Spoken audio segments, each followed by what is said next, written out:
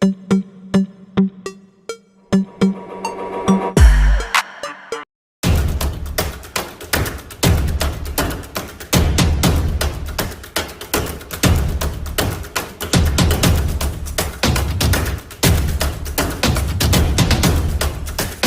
day mga palalabs! Kumusta po? Reminders po, it is better to stay on the safe side with your fur babies.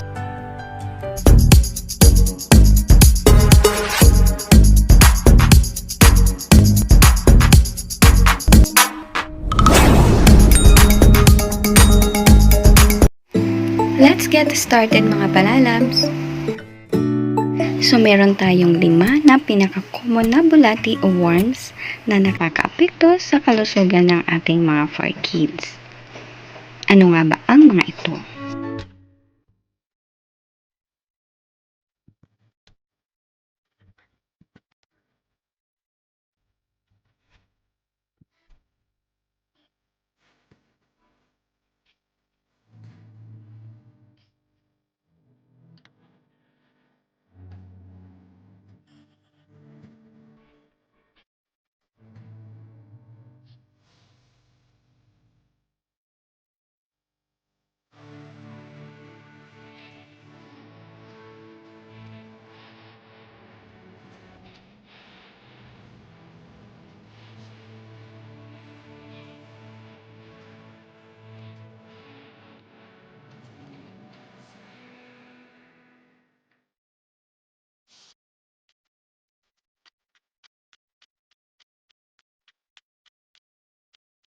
Mga palalabs, tandaan po, the symptoms of worms in dogs, ito po ay depende sa uri ng worm at depende rin sa breed ng alagang aso.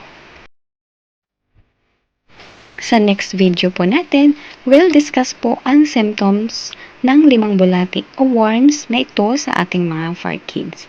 So para mas maagapan agad ang mga possible health problems at pagkamatay kapag napabayaan.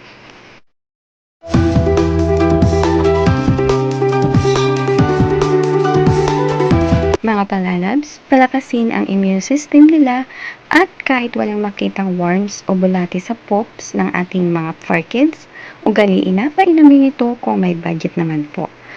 It's natural antibiotics, Eggco-Milk, and Barley Max.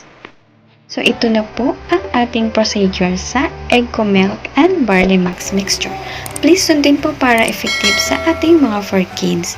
Till next video, stay safe and healthy with your fur babies. Tandaan, importante na aagapan na agad ang sakit nila habang maaga pa.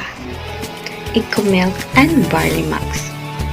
Natural na antibiotics at tumutulong mag-produce ng antibodies sa katawan ng may sakit para labanan ang virus.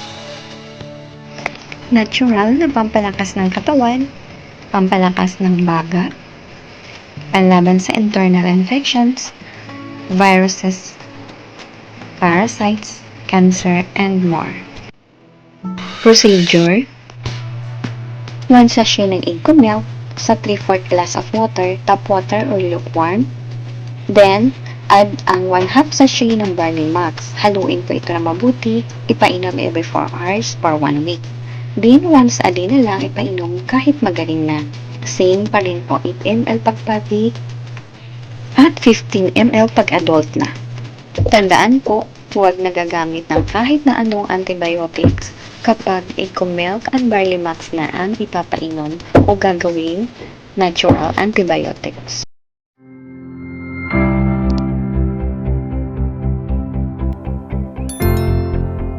So mga palalabs, marami na rin po tayong home remedies about sa sakit sa balat ng ating mga alagang aso.